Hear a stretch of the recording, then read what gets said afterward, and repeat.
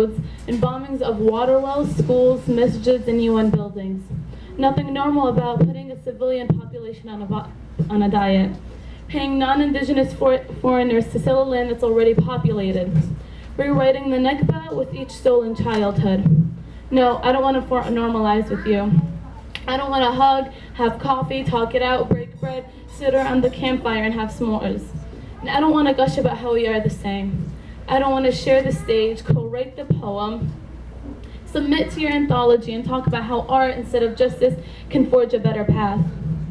And I don't want to indulge in your amnesia about a glorious past, have therapy sessions with two sides with equal grievances.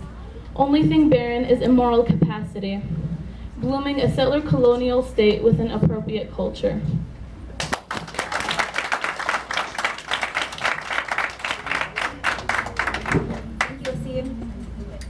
Next we have Grace Diallo Mustafa and Iman Hamda. Iman will be singing a song, We Gotta Pray by Alicia Keys, and Grace Diallo will be explaining what that song means to us. Here you are.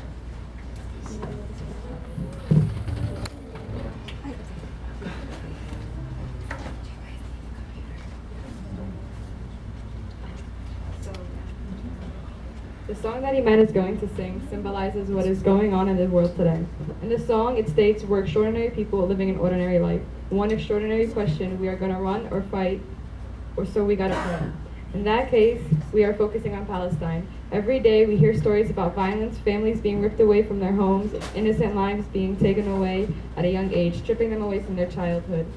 It is completely and utterly disgusting to know that these situations happen on a daily basis. The world and society as a whole needs to step up and take action to resolve these problems. That is the message the song is trying to give you. We gotta pray, we gotta fight.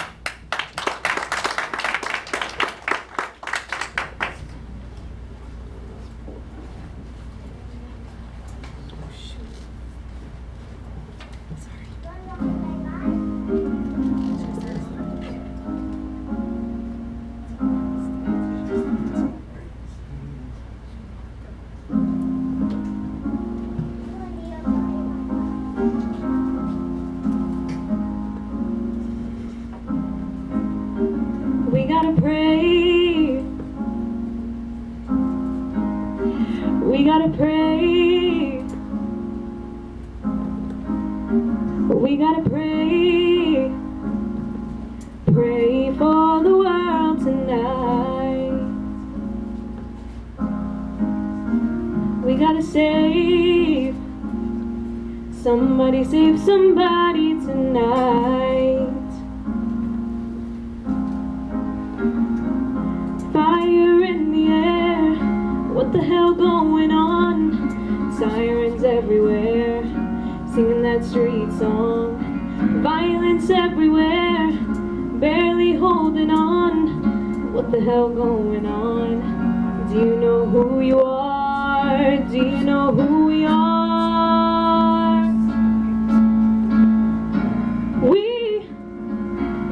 We're extraordinary people, living an ordinary life. One extraordinary question, are we gonna run or fight? So we gotta pray. Pray for the love tonight. Another day, pray for another try. Smoke is in the sky, what the hell going on? Bullets gonna fly right from the gun. Trying not to cry, barely holding on. What the hell going on? Do you know who you are? Do you know who we are?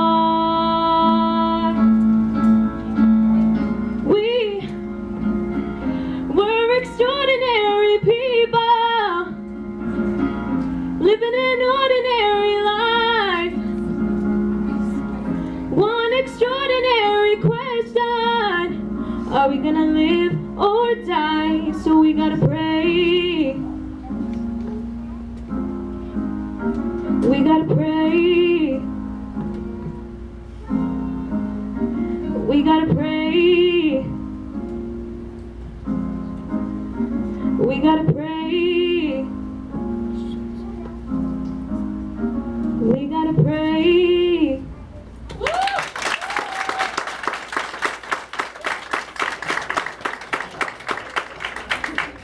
That was beautiful. Thank you, man. Clearly, our Hope students have a lot of talent. Incredibly talented students, mashallah. You guys should be so proud of your kids. Next, we'll be hearing from our cultural instructors. That is Hiba Ubaidullah and Asmahan Darwish.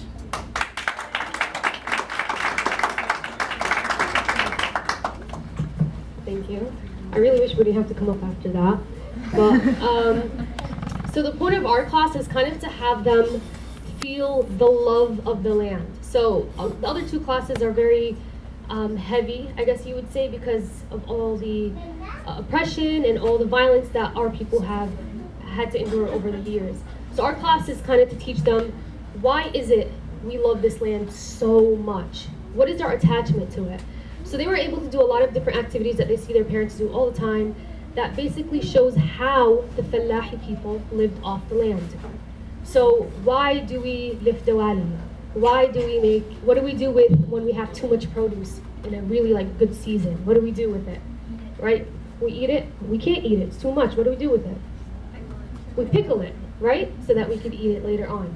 So we basically were teaching them the different ways that our people live off the land, and why is it that we love this land so much? Why are we fighting so hard for this land?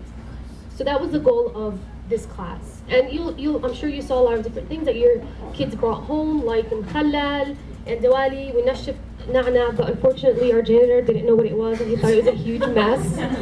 And he had to go have a talk with Rania. But if you go to the blad, you'll always have some room that no one's allowed to go into because they're nashifing nukhiyya and whatever, so that they could send it to America for us to have later on. But obviously we should have explained that to him because he threw it all out, so I'm sorry about that.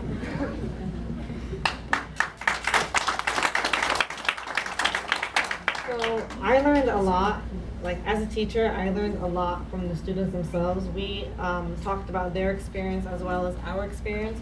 We both have different experiences through when we go to the blad or how we cook and anything. So I loved hearing their stories and how they made Wadak Diwali, or even the wedding process. I loved hearing their side, what they did. That was my favorite week actually. Or when we learned about the trees and the thwab, it's all about each other's experience. That was my favorite. How we weren't just teaching them, they were also teaching us. That's what I loved about it the most.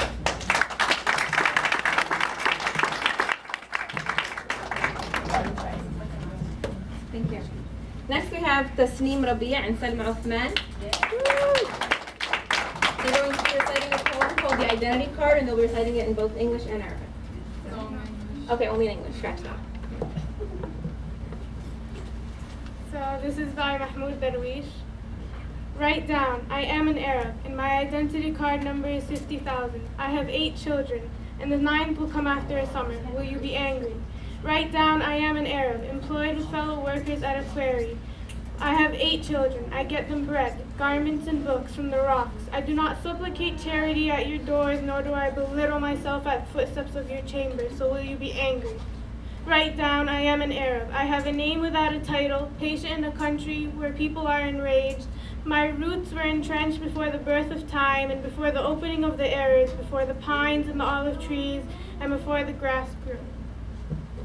My father descends from the family of a PACC, not from a privileged class, and my grandfather was a farmer, neither well-bred nor well-born. Teaches me the pride of the sun. Before teaching me how to read, and my house is like a watchman's hut, made of branches and cane. Are you satisfied with my status? I have a name without a title. Write down, I am an Arab. You have stolen the orchards of my ancestries, and the land which I cultivated, along with my children. And you left nothing for us except for these rocks.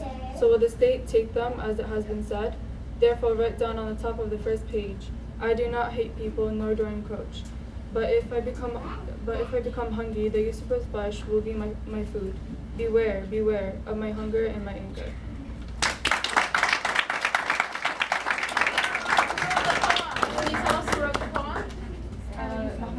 tell us about him? Just one sentence.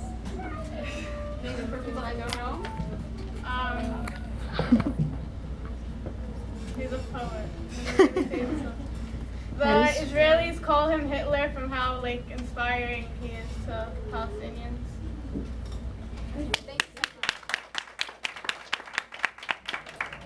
Now we'll be watching a video that Riham Farhat put together. It's called El Palestiniya. All right.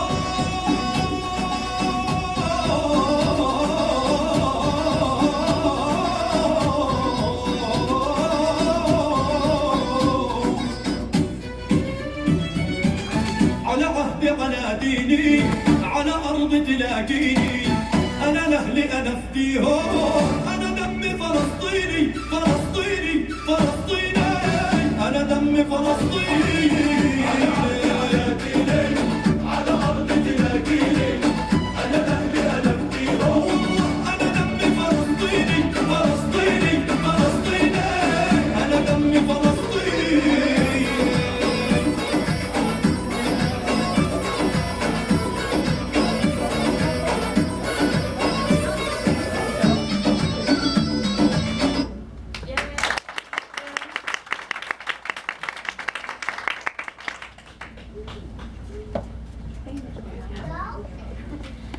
Okay, now for our last performer, that's going to be by Reem Farhat. Reem will be reciting a poem titled No Room for Politics. She actually wrote this poem herself. Assalamu alaikum. My name is Reem. I wrote this poem during the second week of Hope when we were talking with our history teacher Aya, and she was talking about the response that you give to people who say you should talk about Palestine non-politically, and she was saying that that's impossible because everything about Palestine is political. She said even your existence is a political statement. So she inspired me to write this poem.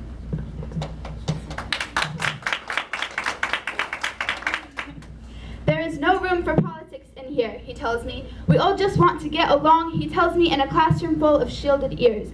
Speaking, as if I could rip out my veins and separate myself from them. As if the stems that root me to my homeland could ever let any of us go. When their people came in, when their troops and tanks and tear gas invaded my land, when it pulled apart our families, forced us to look at our homes through a glass wall, just a border away but never too close. When visiting my own grandmother's home is a struggle. When half my brothers and sisters are trapped on all sides, when my land is behind your walls of apartheid, when flinging themselves into the ocean gives them more refuge than the refugee camps that have so graciously accepted them, when I cannot say my identity for fear of the colonizer's wrath. You want me to pretend this is not political? My very existence is a political statement. My heart beats with the force of millions and trembles with anger at what has been lost and what continues to be stolen. My very existence is a political statement. I am here, and I'm not going anywhere.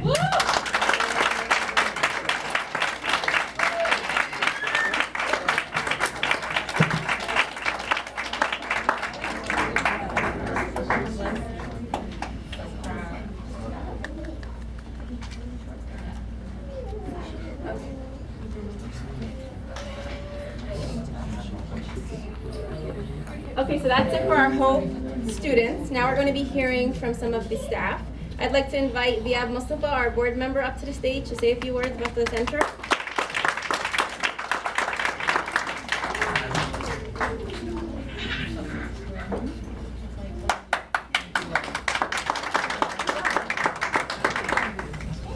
السلام عليكم.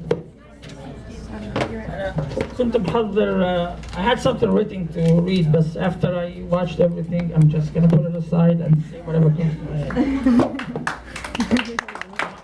I might need one paper just to remember all the names. The speech is down there.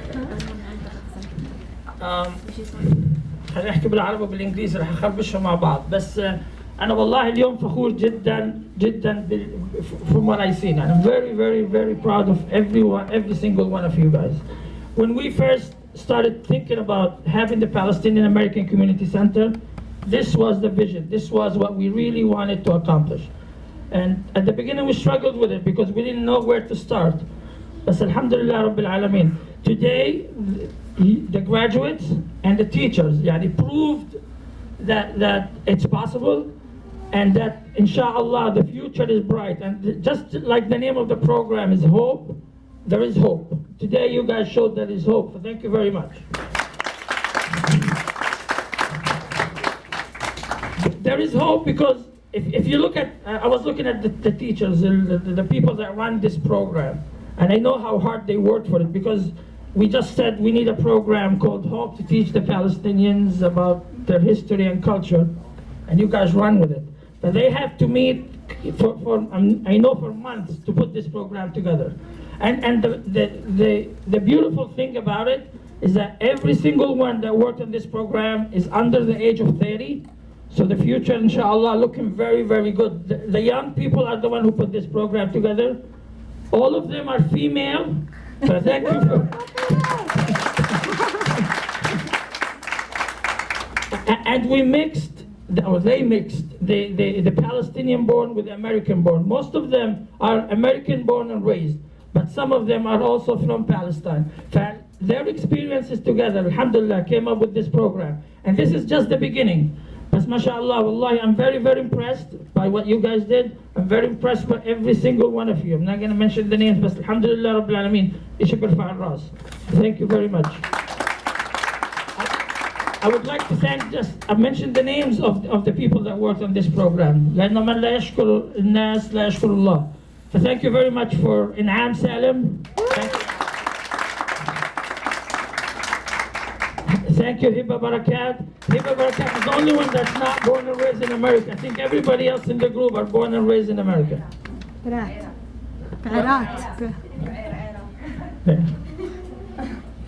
And Sarah Abdul Hadi. Sana Karkat.